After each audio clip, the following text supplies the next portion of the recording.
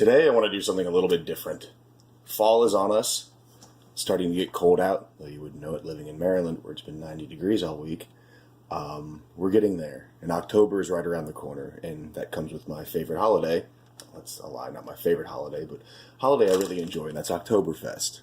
Thanksgiving kind of monopolizes the fall food holiday table a little bit. It's everyone thinks turkey, cranberry, pumpkin, everything. But there's a lot of foods that are indicative of fall that represent fall really well. I'm going to do a recipe from start to finish for an entire meal.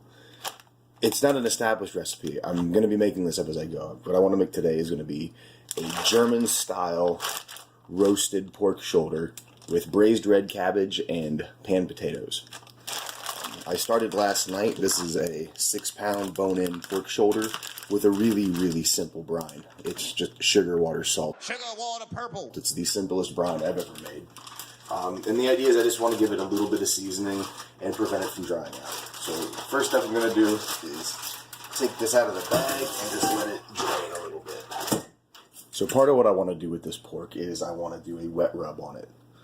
It's going to be kind of an herb mustard rub that'll kind of bake onto the outside, give it some good flavor, a nice crust. And the base of that is going to be really, really, this is the coarsest mustard I could find. I was looking for just the closest thing to mustard seeds in a bottle. I wanted it to be prepared. I didn't want to make my own mustard.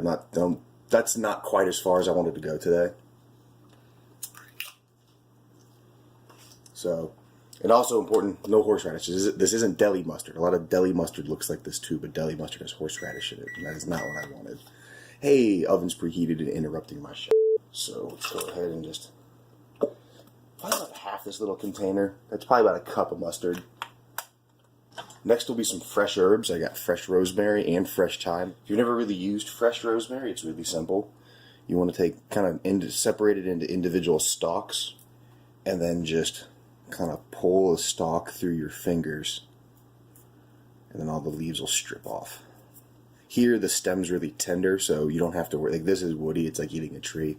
Up here it's not so bad, so you can just kind of pull the whole thing off. So then we got a nice pile of rosemary leaves, and you just go through them really carefully. I'm sliding around a little bit. If you ever had this problem,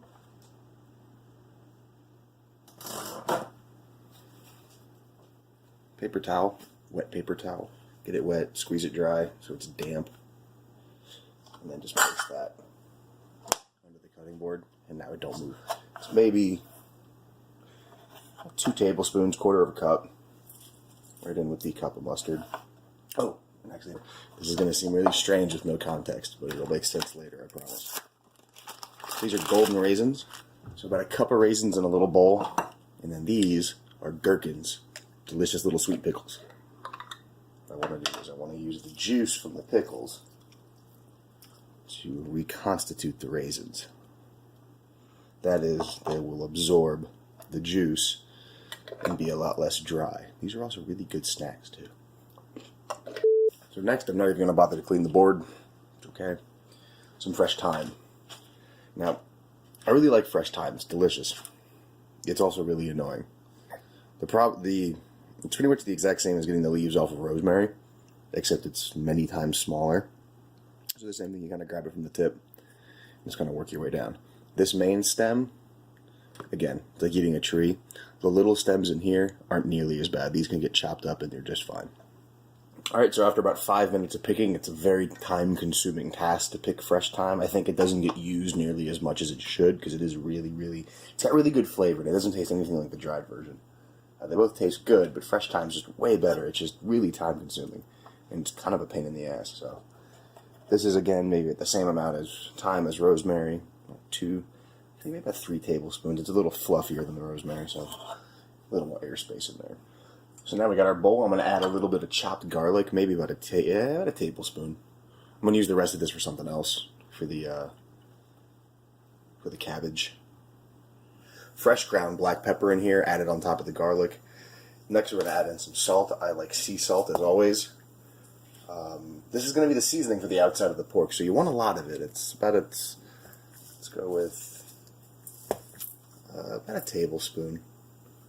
I'm actually going to go maybe a tablespoon and a teaspoon, so 4 teaspoons total. So I take a spoon and mix it all up. And then we're going to taste this, which is probably not going to taste too great. Herbs are still kind of raw. Mustard's going to be really strong. There's no other flavor in there to kind of cut it. But you have to. You don't want to put things on blind. I've said this before, I'll probably keep saying it. The best, simplest advice I ever got in culinary school was just taste your food. It seems simple, but people think about tasting food in the sense of the final product, not as you go. And it's important to do it as you go. So,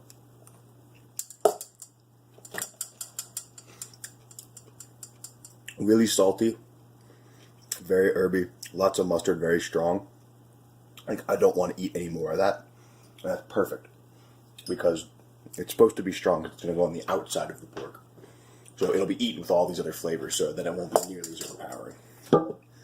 It is worth noting, this has been sitting out for about 3 hours.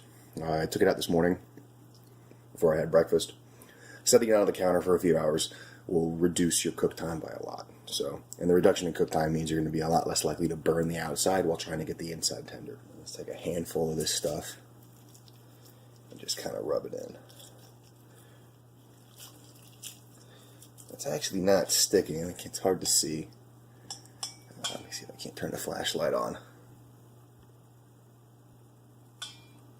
It's hard to see. It doesn't really stick because the skin is, well, the skin.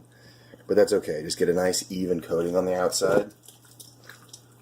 Kind of work it around. I wish I need a better tripod. That's the first investment I'm going to make, is get rid of this crappy, like, $10 tripod for my phone and get something that actually gives me some height and some options. So right now we're just trying to get a nice even coating around the outside. I'm going to scoop out all the leftovers in the bottom of this bowl, and I'll smear them back on the top once I get it moved into its final cooking pan.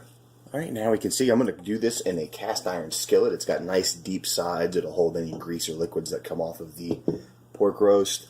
It's just about the right size, so there's not a lot of extra space that's going to have to worry about burning as it cooks in the oven. So the pork takes up pretty much all of it, while also having a lot of kind of overflow room for any grease and juices. So I'm just going to take the last little bits of this mustard rub. Get it sorted on the outside. Again, it doesn't really stick, but it'll adhere as it cooks. Alright, now we're going to go from here into a 350 degree oven. And I fully expect this to take about 3 to 4 hours. It's about 30 minutes per pound, and it's just over 6 pounds. So I'm shooting for about 3 hours. So this is just going to stay in there. I'll check on it periodically, but it's pretty much just going to roast in the oven for the next 3 hours. So next we have the cabbage. I want to go over some just quick tips. I'm not going to get too long-winded about this. It's just cutting up a cabbage. But first you want to peel off all these outside leaves. You kind of floppy, gross-looking outside leaves so you get the nice, clean, waxy-looking cabbage. Should be firm and round, kind of smooth. And biggest tip for cutting up a cabbage, make sure your knife is damn sharp. If the knife is not sharp, you're going to have all kinds of trouble. So first, just in half.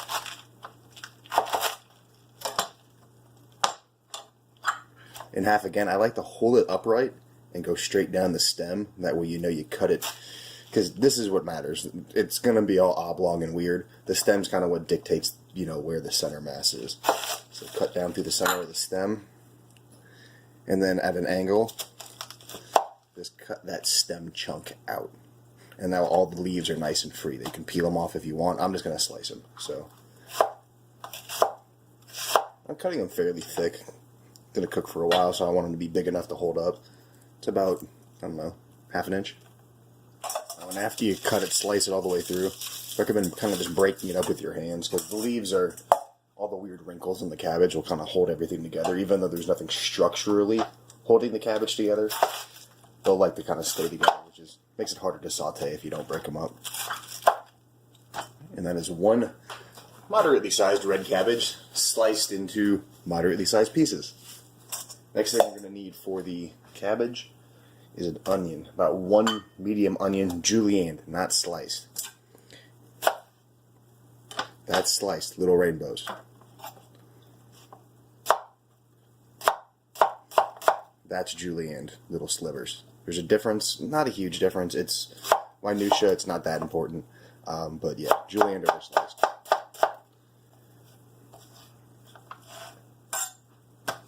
And it helps when you julienne an onion. Onions are round, so if you go straight up and down, you're going to end up with these big, weird, kind of flat pieces on the sides and little nice, perfect juliennes in the middle. But if you kind of rotate the knife as you go, starting at an angle, and coming around, and finishing at an angle, then everything's about the same size. Alright, and the last thing we need for the cabbage is 2 green apples, diced. Set them on their side. These ones you can set the kind of flat in between pieces, you can just set down, cut in half, and go like that. Right, and there we go, 2 apples diced, got 1 whole cabbage sliced, 1 onion sliced, some garlic, bacon's for something else, don't worry about it. And now we can start to make the cabbage. So now we got a pan. It's a fairly deep pan too, because you can see it's maybe about 2-3 inch walls. It's fairly good size because you got to fit all that cabbage in there, and it's going to cook down, so it's not going to fill the whole pan. So a fairly deep saucepan or skillet, about 2 tablespoons of butter, medium-high heat. So once the butter starts to heat up and get foamy and melt out, go ahead and start adding in the cabbage. It'll cook down quite a lot, and it'll all fit eventually, I hope. You just want to kind of move it around a little bit. You can't really do a whole lot. It's just too much cabbage. It's too stiff. It's too big. So just move it as you can. Little by little, it'll start to wilt down, and you'll find more room to work, more room to move. You can see slowly but surely we got the entire cabbage in there. This is the last batch on top. It's still uncooked and raw. So the same thing, just kind of flip and twist. Try to get all the raw cabbage exposed to the heat, so it starts to cook and wilt down. By this time, your kitchen will start to be filled with the wonderful smell of farts. It's been about 5 minutes now. You can see it's really starting to wilt down. It's getting nice and shiny, nice dark purple color. I'm going to go ahead and add a little bit of salt now. Not a lot. This isn't the main seasoning. This is just enough to kind of help continue the cooking process by pulling some moisture out. So just think it is a good-sized pinch, not even enough to measure. And toss that in and let it cook for maybe another 2 or 3 minutes. It's been maybe 7 or 8 minutes now. Everything's really good and wilted down. Everything's really soft. And now, a little counterintuitive, I'm taking the cabbage back into the bowl. Once the cabbage is out, about 2 more tablespoons of butter. Pan's nice and hot now, so don't let the butter sit in one spot or it might burn. And I know this seems like a lot of butter. It's because it is a lot of butter. It's fall food. It's meant to make you fat. Make you fat and taste good. Butter's mostly melted. Go ahead and toss in the garlic. Give it a quick fry.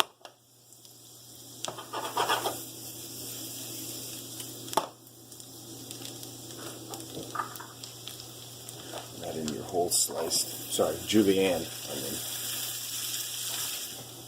Now the onions are starting to turn translucent, the same thing. Just a little bit of salt, not a lot. Big pinch.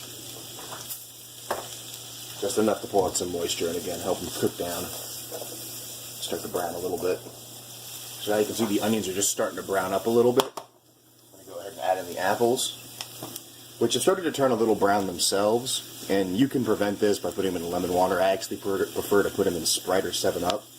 Lemon water can change it changes the flavor profile. It makes them a little more sour, and with green apples, they're already pretty sour. The 7-Up or Sprite doesn't do that, and the phosphoric acid in the soda will actually keep them from browning just as well.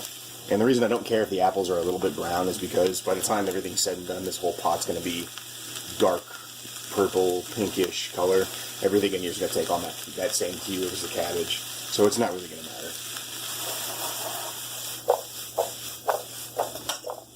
At this point, I want to start adding the flavors that are going to go into this. This is going to be a little non-traditional. This is going to be Grandma's braised red cabbage. I'm going to go a little off the rails here, but it's what it is. The next thing I'm going to add in is about a tablespoon of caraway seeds. Caraway goes fantastic with cabbage in pretty much all forms, whether it's sauerkraut, braised cabbage, fried cabbage. Love caraway. Next, there's going to be about a teaspoon of celery seed. Adds a really distinct flavor. If you've never tried celery seed, I highly recommend it. Next, we're going to throw in some ground pepper. 3 seconds worth of ground pepper.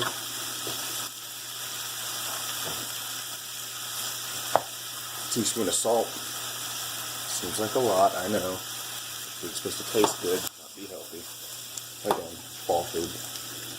And get ready. The special guest of the day is a bottle of Hefeweizen. Oh God!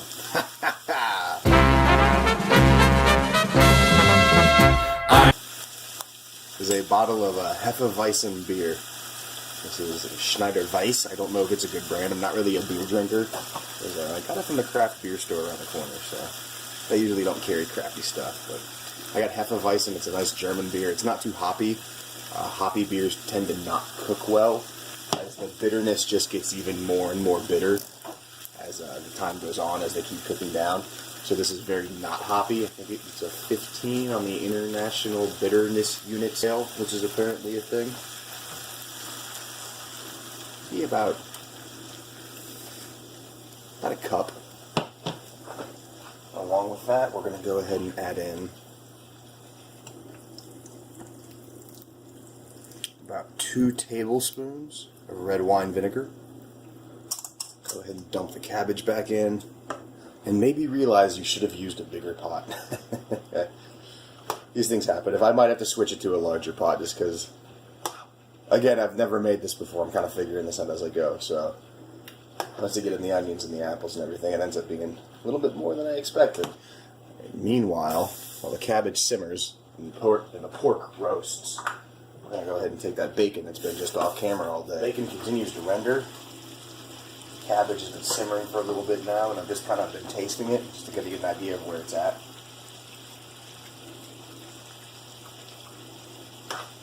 And the flavors are there, it's not quite right. Definitely need some more salt. About another teaspoon of salt. You do want to be careful when using sea salt though, because the big crystals don't melt and dissolve immediately. So you kind of want to wait long periods before adjusting seasoning. So it's been about 10 minutes, so I feel comfortable doing that now. I'm going to add a little bit more vinegar. That's about another tablespoon. A little bit more of the beer, because I do like the flavor the beer is bringing. It's just not very strong. Maybe another half a cup of beer. And then, what I feel is really going to help, add a tablespoon of sugar. It feels like it needs some sweetness. What I mean by feels, I can't really describe. I want to attempt to work on describing that in the future, but it's, it just feels like it needs some sugar. Feels like sugar will help. Alright, while the bacon continues to render out, the cabbage kind of simmers, we can go ahead and start getting the potatoes ready. These are Yukon Gold mini potatoes. I looked for the smallest ones I could find. I wanted fingerlings, but I couldn't find them at the grocery store. Regardless, you want to use a waxy potato like a gold or a fingerling, not a mealy potato like an Idaho or a red potato. I guess red potatoes are a little waxy, but waxier is better, as they won't kind of break down during the cooking process. They'll stay firm, and that's important. And size is important. You want them to be about, because you're going to cut these in half, and that's how they'll be served, is cut in half. So you don't want them to be too big. You want to be able to just kind of cut each half in half, and that's one bite. So I kind of dug around and I looked for the smallest ones I could find.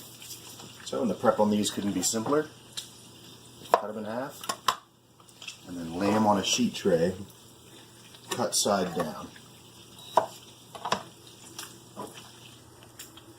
So as you can see, I got the potatoes all arranged on one large sheet pan. And it looks kind of cool from this angle. The important part is they're all cut side down. They're laid completely flat, and there's just one layer. There's also a little bit of space you can see in between each one of them. They're not packed together as tightly as possible. That's important as well. So for now, these are good to go. You can just leave them as they are. Over here real quick. You can see the cabbage, the apples are starting to turn a little purple. Everything's getting kind of tender. Smells really good in here. Bacon's starting to brown up a little bit. Needs to be a little crisp. Needs to go a little bit longer. So the bacon's pretty much finished. You can see it's gotten nice and crispy. The heat's actually off. It's just kind of, this is the remaining heat left in the pan. I'm just going to let it go. The cabbage is turning out really, really nicely. I again, wasn't sure what this was going to do at the end, but the beer flavor, usually people use wine, or sometimes I've read hard cider for this, but the beer flavor with the red cabbage and onions and the caraway, with a little bit of sweetness and tartness from the apples, that's really good. It does need just a pinch more salt. And in this pot we have 1 quart of low sodium vegetable broth, which is important because there's very little salt in it, and half a quart of just regular beef broth. This is now over high heat, and I intend to cook this down to about half. So I want to take this quart and a half and cook it down to about 6 cups. This will create a nice fortified broth, very flavorful, and that's what we're going to use to cook the potatoes. So this is going to take a little while, and we can actually go ahead and peek in on our pork roast. Stevie Lynn's looking really nice. The mustard smell is really strong. Skin's starting to get crispy. The crust is starting to get, well, crusty. I'm actually going to take a little bit of our beer here, the leftover Hefeweizen. You can see the crust doesn't really move. That's good. And just kind of baste it with the beer. I'll save the rest to baste later. Alright, while the stock finishes boiling down, it's cooked almost all the way down. I'm actually going to reduce it down to a third rather than a half, as I think that's going to give me the flavor that I want, and it's also going to be the right volume.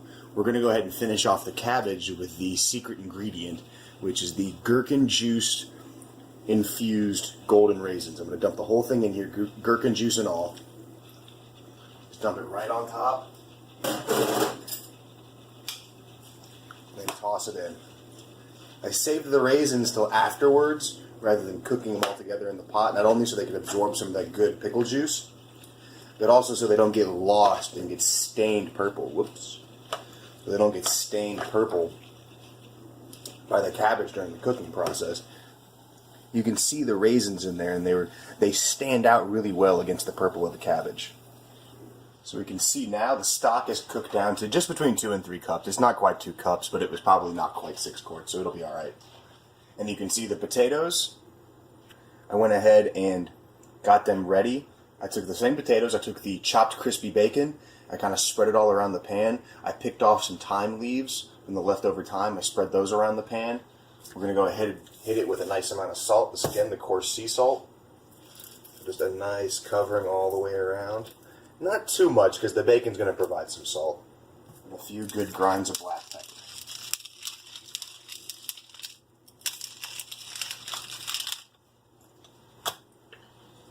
Now the secret to this recipe, the whole thing, what we've been leading up to is, I'm going to take this hot stock and then pour it in at the very edge of the pan so we don't disturb anything too much.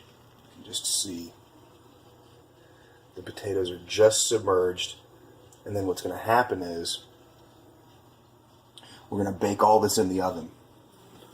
I want to check in once more on the pork roast before you put the potatoes in. I'm going to put them in a little bit, not immediately, so everything's kind of finished at the same time. See, it's getting nice and roasty, looking good. The skin is starting to firm up. Hopefully it'll get crispy in the next hour. The roast it's got about another hour and a half to go, so this is only about the halfway point, maybe even not quite, but it is definitely looking good. We're going to bake these in the oven for about an hour, and what happens is the stock will cook down and create an almost glaze. It really intensifies in flavor, gives it this good meaty taste. Along with the bacon and the thyme, it's going to be really, really good, I hope. We'll find out. Alright, it's just about time to put the potatoes in. I took one last step. I took about 3 tablespoons of butter, cut it into little tiny pieces, and then just kind of spread it around the pan pretty evenly. We're going to go ahead and put these into the same oven that the roast is in. Again, get a nice shot of that if the lens will defog. Skin's starting to get nice and crispy. The meat's starting to get tender. It smells really good in here. It's the exact same oven the roast is in. It's the same temperature, 350 degrees. And the potatoes should take about an hour, which is about as much time as the roast should need to finish. So hopefully, if I did this right, everything will finish up at the exact same time. So here we are an hour later. About 4 hours for the pork roast itself. And you can see the roast looks really, really, really, really, really good. The potatoes, on the other hand, they look really good, but they do not look like what I was expecting them to look like. You can kind of see the... Ooh, keep the camera from falling. You can kind of see the stock has completely cooked out. It's just gone. It's a little bit unexpected. It cooked all the way down. You can see what looks to be grease, which is probably from the bacon. The potatoes are really nice and tender. The bacon's still crispy. But this isn't what I was expecting. I'm not entirely sure what happened. This isn't what I remember. You can kind of see some brown remnants around the edge of the pan. I think it's because the stock was cheap. It was cheap Safeway brand stock. So it was mostly vegetables. I'm sorry, mostly vegetables. It was mostly water. When I've made this in the past, we used a homemade stock we would make in-house. The real question is, though, is how does the potatoes taste? So, the answer is really, really good. They're very tender. They have perfect seasoning. They get the bacon, the flavor of the bacon, the thyme, and the butter. Those are damn good potatoes. That is a good mess up. That turned out really well. You can see it looks really nice, really good outside, really good crust. Skin is nice and crispy. The one thing I'm mainly concerned with is the tenderness. How tender is it? And that bone still seems to be concerningly stuck in there. Everything else looks really good. And again, this isn't barbecue. This isn't going to melt in your mouth, pull apart that way. It's something that would be sliced. So, and I actually hypocritically do not have a meat thermometer for whatever reason. I need to go get one. But 4 hours, I mean, this is a fairly small piece of meat, so 4 hours should be plenty of time. It should be cooked all the way. Move our friend here to a cutting board. And then let's discuss this deliciousness. Now, I wasn't going to serve this with a sauce, because a somewhat kind of uninformed, kind of passing view of German food, I feel like it's not a saucy food. That's more the Italians and the French. But that has all the makings of a really good pan sauce. So I'm going to take the pork, set it off to the side over here, and we can knock together a really quick pan sauce. So this is the same pan that I cooked the pork in. I'm going to set it over medium heat. See, there's just this nice layer, just this wonderful caramelized goodness off the pork all over the inside of the pan. And we actually happen to have the leftover beef stock. So you can see now the pan's got nice hot. It's kind of getting a good sizzle on. This will help loosen everything up. So I go ahead and add in, it's about a cup worth of beef stock.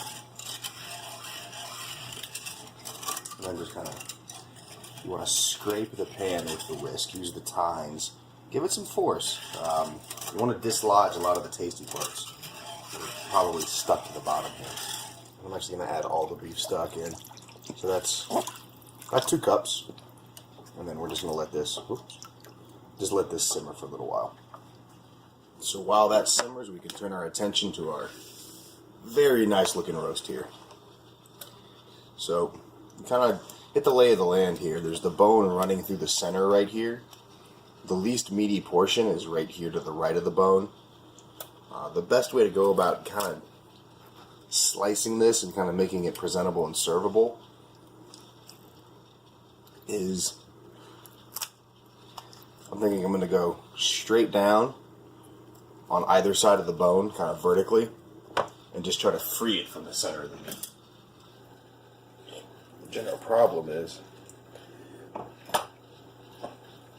that these pork shoulder joints aren't really all that conducive to coming apart. That's kind of the joint's whole job, is to stay together and keep the animal together.